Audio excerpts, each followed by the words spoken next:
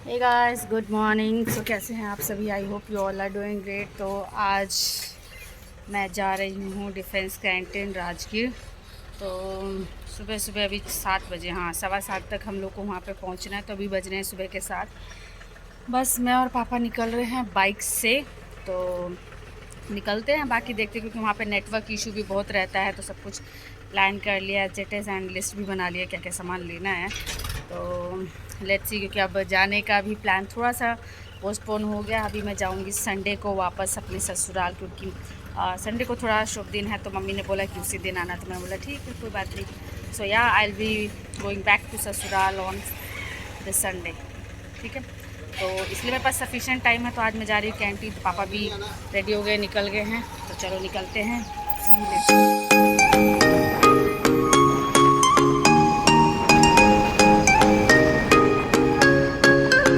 तो defence canteen जो है वो राजगीर में पड़ता है फ्रेंड्स। एंड वहाँ से मतलब हमारे घर से डिफेंस कैंटीन का रास्ता जो है ऑलमोस्ट 20 मिनट्स लगता ही है बाई बाइक।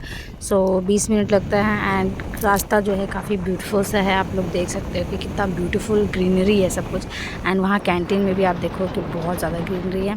एंड यहाँ पे आप देख सकते हैं एक वाइट सा अगर डॉग सा आपको दिख रहा होगा पहाड़ पे, तो ये है शांति स्तूप, जो कि बिहार का या राजगीर का या नालंदा डिस्ट्रिक्ट का जो सबसे मोस्ट फेमस प्लेस है वो शांति स्तूप था।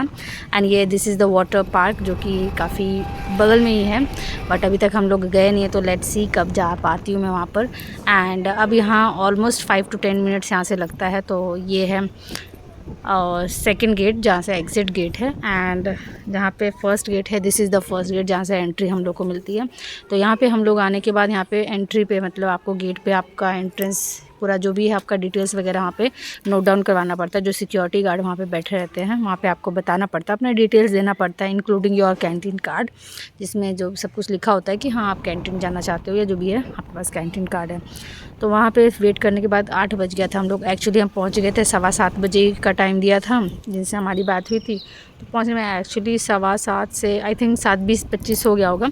बट वहाँ फिर भी पहुँचने के बाद काफ़ी वेट करना पड़ा। 8 सवा 8 बजे एंट्री दिया गया। एंड दिस वाज द बड़ा कैंटीन, जो 2 कैंटीन है वहाँ पर। तो बड़े कैंटीन में उस टाइम सामान अवेलेबल नहीं था, तो हम लोगों ने सोचा डायरेक्टली छोटे कैंटीन में जाते हैं। तो यहाँ पे हम छोटे कैंटीन ही जा रहे हैं सबसे पहले।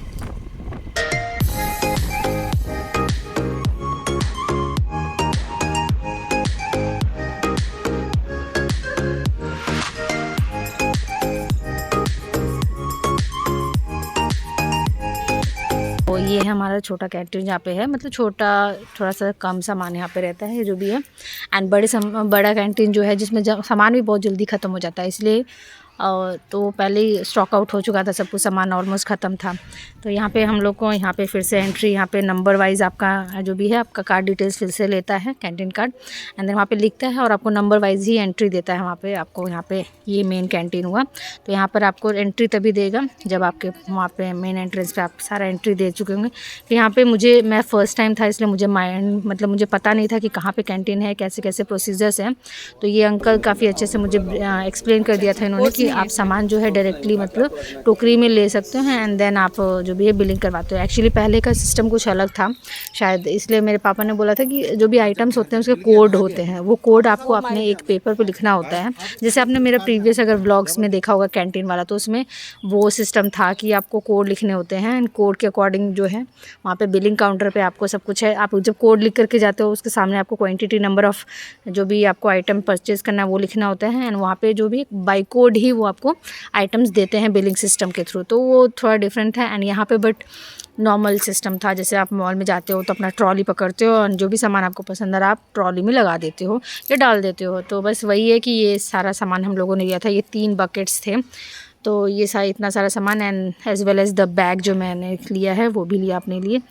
एंड फिर वहाँ से निकलने के बाद निकलने से पहले सामान तो हमने सब कुछ बकेट में डाल दिया, लेकिन मुझे अपने एटीएम का पिन ही याद नहीं था। एक्चुअली पिन याद था बट 2 पिन्स में मैं कंफ्यूज थी, तो इसलिए हम लोग गए एटीएम। फिर मुझे एसबीआई के एटीएम में जा कर के मैंने अपना पिन जो भी है चेक किया, तो हाँ जो 2 पिन थे उन्हीं में से एक पिन वो काम कर रहा था। तो फिर ये वेरीफाई करने के लिए मैं गई थी कि पिन ऐसा ना हो कि मतलब वहाँ पे काम नहीं करे, यहाँ पे बिलिंग काउंटर पे तो बेइज्जती हो जाए एंड सामान भी पूरा वापस रखना पड़ेगा। तो इसलिए थोड़ा सा हम लोग चेक करने के लिए चले गए। एंड देन वहाँ पे बिलिंग वगैरह सब कुछ कराने के बाद ये सारा सामान हम लोगों ने लिया था। तो बाइक से हम लोग निकल गए, 10:30 बजे हम लोग निकले थे। एंड फिर इसके बाद बड़े कैंटीन गए। तो यहाँ पर आप लोग देख सकते हैं ये बड़े गेट मतलब बड़े कैंटीन का एंट्रेंस है।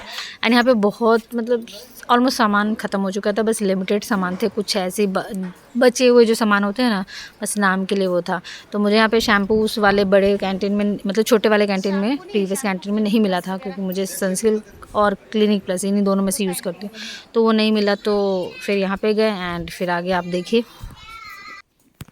सो गाइस अभी मैं हूँ बड़े वाले कैंटीन में। काफ़ी टाइम हो चुका है, 10:40 पे हम लोग निकले हैं छोटे कैंटीन से। एंड अभी हम बड़े वाले कैंटीन में, 2 कैंटीन हैं यहाँ पे अवेलेबल। तो यहाँ से कुछ थोड़ा सा सामान ले लिया है। बोरोसिल का गिलास लेना था बट वो नहीं मिल पाया, तो बस थोड़ा सा छोटा सा ऐसे ही ले लिया, साबुन। तो चलो चलते हैं, भूख लगी, सुबह से कुछ भी खा के नहीं आई हूँ, बस सिर्फ चाय पिया है। तो अब मैं जाती हूँ बाहर, पापा आ रहे हैं बिलिंग करवा करके। तो चलो चलते हैं, मिलती हूँ मैं आपको मे बी घर पे। सो लेट्स गो, जल्दी जाते हैं, भूख लगी बहुत जोर से, आशी भी बहुत परेशान हो रही होगी। सो यार लेट्स गो। थोड़ा सा बैठ लेती हूँ, यहाँ का नज़ारा देखो आप, कितना ग्रीनरी। यही चीज़ होता है कि आर्मी में जब हम लोग रहते थे तो बहुत अच्छा लगता था, इतनी ग्रीनरी और इतना अच्छा शांति लगता है यहाँ पे। आप देखो पार्क वार्क सब कुछ है। एंड सिविलियन होने का थोड़ा सा नुकसान भी होता है कि अब ESM हो गए पापा, तो वो फैसिलिटीज़ एंड एवरीथिंग नहीं मिलता है। क्वार्टर में रहते थे तो अलग ही मज़ा आता था। तो यार क्या कर सकते हैं, तो चलो चलते हैं अब घर।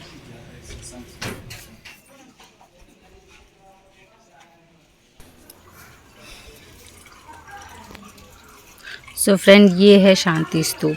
अब यहाँ से आपको क्लियरली दिख रहा होगा, क्लियरली विजिबल है। Look at this. बस मेरे माइंड में उस टाइम यही चल रहा था ना कि मैं अगर दोबारा फिर से शांति स्तूप जाऊंगी तो ये व्यू, यानी मतलब वहाँ से कैंटीन का ये जो नज़ारा है या कैंटीन का जो एरिया है वो ज़रूर देखूंगी। एंड मुझे लगी थी बहुत ज़ोर से प्यास, तो मैंने यहाँ पे स्प्राइट लिया, क्योंकि बगल में ही दुकान वगैरह था, तो स्प्राइट पिया। एंड तब तक फिर पापा भी आ गए, तो हम लोग चले वापस घर की ओर। तो अब चलते हैं वापस घर की ओर। बाकी सारे सामान की चीज़ें जो हैं वो मैं आगे दिखा रही हूँ, तो वो सारे सामान लेते हैं। एक्चुअली सामान बहुत ज़्यादा हो गया था, हम लोगों ने कुछ नहीं भी तो 10,000 का बिल करवा ही लिया उस दिन। सो यार काफ़ी सामान है, क्योंकि हम लोग रेगुलर नहीं जाते हैं, नॉर्मली भी है, ऐसा नहीं है कि अभी गए तो हम लोग नेक्स्ट मंथ भी जाएंगे। ये सारा सामान है, तो ये सारा सामान हम लोगों ने ख़रीदा है। इसमें से कुछ पापा का है, कुछ मेरे लिए है। एंड यहाँ पे आशी भी उठ करके आ गई थी, तो उसको टाइम पास कराने के लिए बिस्किट पकड़ा दिया था, क्योंकि फिर वो कुछ करने नहीं देगी, वीडियो शूट वगैरह नहीं करने देती, तो इसलिए मैंने ये आप लोग के लिए शूट करने के लिए उसको थोड़ा बिज़ी कर दिया। एंड लकीली दोपहर में मतलब कुछ देर के बाद 3-3:30 बजे के अराउंड मछली बेचने वाला आया था एक, पापा ने ले लिया। थोड़ा सा ही मछली था, ये पता नहीं कौन सा, बड़ा वाला जो मछली है वो पापा ने ले लिया, छोटा वाला मछली उनको पसंद नहीं आया, तो छोटा वाला नहीं लिया, बड़ा वाला जो भी वो मछली ले लिया। पता नहीं कौन सा गरई मछली बोलते हैं, और मिक्स थे सभी, तो अराउंड 1 किलो भी नहीं था, 1.25 किलो बोल रहा था बेचने वाला, बट हाँ समझो आधा किलो होगा, और कैसा आधा किलो या हल्का सा ज़्यादा होगा। तो ये हमने मछली, फिर रात को हम लोग का मछली चावल रोटी ही चला था। एंड देखा होगा आज हम लोग गए थे डिफरेंस कैंटीन, तो वहाँ पे काफ़ी टाइम लग गया। एक्चुअली पीछे से थोड़ी सी आवाज़ आ रही है, तो यहाँ बैठ जाते हैं, लेट्स सी। सो यार तो मैं बोल रही थी कि काफ़ी टाइम लग गया था। एंड धूप में आने में 12 बज गया, क्योंकि 11 बज गए थे आते टाइम, रिटर्न होते टाइम। तो धूप में बाइक पे इतनी धूप, हालत ख़राब, मतलब समझो लू चल रहा था उस टाइम। तो मेरा तो 12 बज गया, और मैं स्टोल ले जाना भूल गई थी, ध्यान ही नहीं रहा। तो बिना स्टोल के मैं जो ट्रैवल करके आई हूँ, मेरे सर में दर्द हो गया। हाँ एकदम चक्कर टाइप आ रहा था, सर में दर्द हो गया, ये वो खा के भी नहीं गई थी, तो उसकी वजह से भी थोड़ा सा ज़्यादा लग रहा था। एंड काफ़ी दिन के बाद धूप में निकलो तो और ज़्यादा लगता है। अभी आदत भी नहीं रही है कि आने जाने की, इधर उधर बहुत कम ही ट्रैवल करती हूँ, तो उससे भी बहुत ज़्यादा प्रॉब्लम होता है। ऐसे पहले क्या होता था कि ऑफिस जाती थी या जो भी है, थोड़ा सा रेगुलर रहता था कि हाँ बाहर भी जाना है ये वो, बट अभी नहीं हो पा रहा है कुछ भी, तो उसकी वजह से भी ज़्यादा धूप लगती है, अब बर्दाश्त नहीं होता है। तो फिर मैं आई, उसके बाद मैं खाना वाना खाया, उसके बाद सारा सामान वगैरह तो आपको दिखाई दिया था मैंने उसी टाइम। एंड उसके बाद मैं सो गई। सोने के लिए भी ट्राई किया तो लाइट इतना काटता है यहाँ पर, खैर वहाँ पे तो इन्वर्टर है तो पता नहीं चलता है, इसलिए कोई प्रॉब्लम नहीं होता है। बाकी कनेक्शन तो दोनों जगह सेम ही है, ससुराल एंड मायके दोनों सेम ही है। अगर यहाँ लाइट जाती है तो वहाँ पे भी लाइट जाती है, बट वहाँ पे इन्वर्टर होने के रीज़न की वजह से ऑब्वियस बात है मुझे पता नहीं चलता है कब लाइट जा रही है कब आ रही है। सो ये होता है। एंड यहाँ पर लाइट चली गई दोपहर में, रोज़ दोपहर में काटता है लाइट, तो उसकी वजह से नींद नहीं आती मेरे को। और आज तो और ज़्यादा हालत ख़राब हो गई, लाइट नहीं होने की वजह से फ़ैन ऑन नहीं है तो नींद ही नहीं आई मुझे, परेशान होगी दिन भर ऐसे ही। फिर उसके बाद कुछ मूड ही नहीं था, शाम को भी ऐसी तो आशी तो तंग करती है, तो आशी को थोड़ा बहुत इधर ही घुमा करके लेकर आ गई वही बकरी की फार्म पे, तो वहीं घूम कर के आई है वो। एंड अभी सो गई है। तो अभी रुचि कुछ लगा रही थी, कुछ घरेलू नुस्खा ट्राई कर रही थी, पता नहीं क्या क्या मिला करके, एलोवेरा था और क्या ओड़हुल का फूल, पता ही क्या क्या था, वो कुछ मिला करके कुछ घर का कुछ अलग ही इन्वेंशन किया था उसने तो वो लगा रही थी। तो मैंने बोला कि मुझे भी लगा दे, मेरे भी बाल एकदम ड्राई रफ़ हो गए हैं। एंड एक्चुअली डिलीवरी के बाद मेरे बाल तो वैसे भी टूट रहे हैं, बहुत ज़्यादा टूटते हैं, अभी भी टूटते हैं एंड रफ़ भी ड्राई भी हो गए हैं बट आज वो ट्रैवल करने की वजह से बाइक पे, उसकी वजह से और ज़्यादा मेरा सर फट रहा है। तो अभी देखो, अभी मैंने रुचि ने जो भी है वो नुस्खा था वो लगा दिया, तो उसकी वजह से मैंने थोड़ा सा बाल टाई कर लिए ऊपर। सो